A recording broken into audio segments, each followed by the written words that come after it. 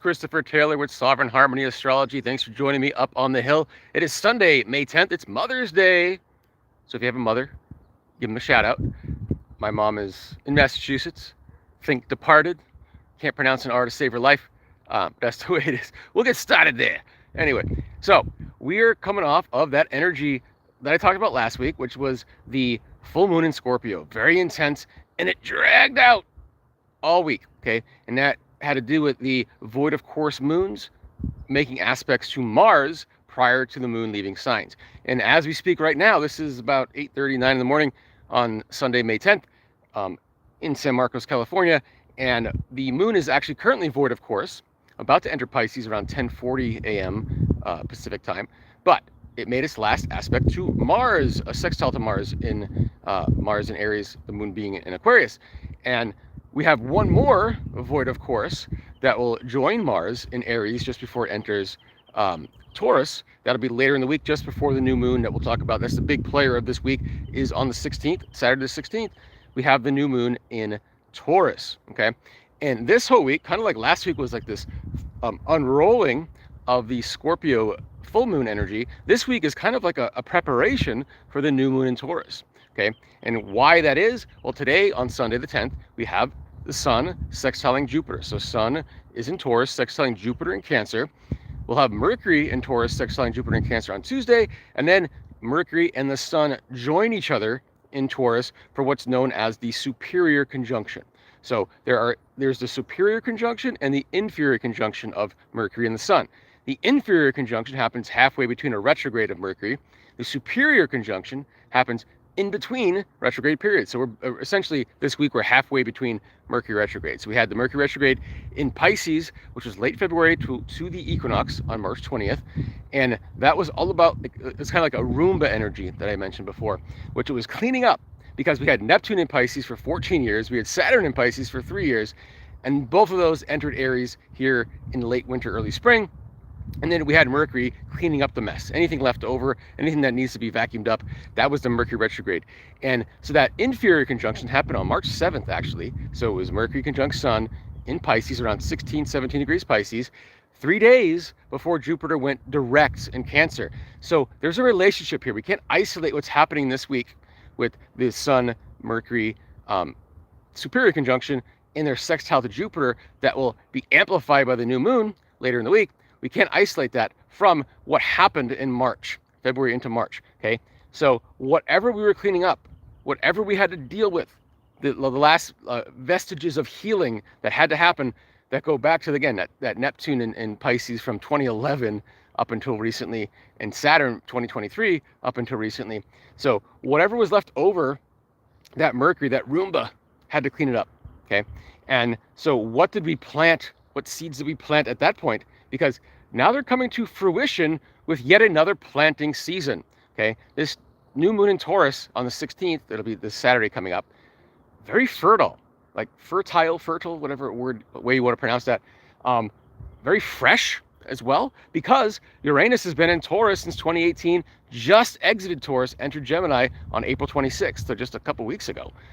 And it's a whole new paradigm, essentially. We got Pluto in Aquarius, we've got Saturn and Neptune in Aries, and we've got Uranus in Gemini. So it's a new paradigm.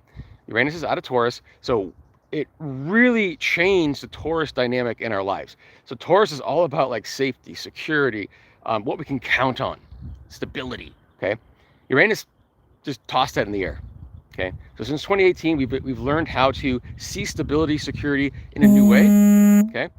And that's over, but now we got this new moon in Taurus coming up later in the week that's going to sextile Jupiter in Cancer, that is now, been direct for a couple months now, but it went direct within a few days of the inferior conjunction of the Sun and Mercury during a retrograde. So what we were cleaning up, the emotional growth that we finished up at that time, comes into play here. We are planting seeds with this new moon in a very fertile way. They're going to sprout quickly, okay? And that Jupiter in Cancer is like almost like one of those automatic water droppers that you can put into a plant that you have nowadays. So it's like just feeding, hydrating these seeds that we're planting now. Okay, so this whole week we're in this dark moon. That's what you call the period leading up to a new moon.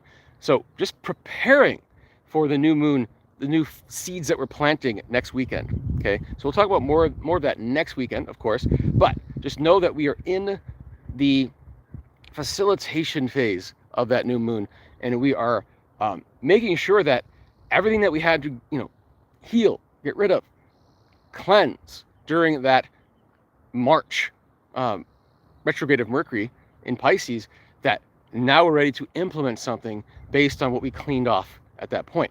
So we're ready to go. Okay, we had the new moon a month ago, which was that Aries new moon, the stellium in Aries, which was the open doors. So the doors are still open. Okay, now we're ready to tangibilize, to make something tangible out of those open doors, to say, all right, here are my options. What am I going to do?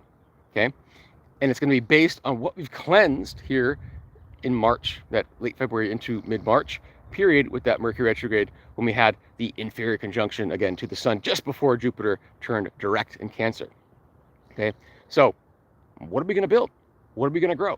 When we get to the end of the week as well, next Saturday, there'll actually be a conjunction between Mars and Chiron in Aries, just before Venus in Gemini sextiles that same Chiron. And then early next week, which we'll talk about next week, will be a Venus-Mars sextile. Potent. They're going to change signs before they make the sextile. Very interesting. We'll get to that next week. I don't want to get too much into it. This week is all about that preparation for the new moon, that fertile planting based on the healing that we've gone through the last couple of months. Okay. And that just to preview that Mars conjunction to Chiron, it's interesting. It'll be the fourth. So the fourth conjunction of Mars in its home sign to Chiron in Aries. Chiron's been in Aries around the same time Uranus entered Taurus, which was about 2018. Okay. And Chiron in Aries has been all about testing our self-agency, our sense of capability. And so it brings up a lot of self-doubt, a lot of sense of, can I really do this on my own? Am I capable? Et cetera, et cetera. Mars in its home sign is kind of like a check-in. Every time it conjuncts Chiron, it's like, hey, how are we doing? How's our self-agency? Are you ready to go forth despite feeling fear? Okay, I mentioned last week the difference between impulsiveness and courage when it comes to Mars and Aries. Okay, impulsiveness tends to be a way to avoid our fears. Take action just to get away from that. Courage is acknowledging our fears, integrating it, and taking action anyway. So Mars conjunct Chiron later in this week. Again, we'll talk about it more next week, but that really is in conjunction with the new moon in Taurus. We're planting new seeds. It's saying that we feel this. We're not sure about this, but we're going forward anyway, right? And so this is the fourth check-in. We had one in 2020, 2022, 2024, and now 2026, and that'll be it. Because Chiron will move on to Taurus. Next time Mars connects with Chiron, it'll be in Taurus. It won't be in Aries. So it won't be in its home sign, in other words. Okay. Think about the first one in 2020. It was like June of 2020. So we're like 3 months into the thing that was going on then. Okay, we all know what it was. And they're trying to make a new thing to go on now in 2026 with this other Mars, right? Don't fall for it.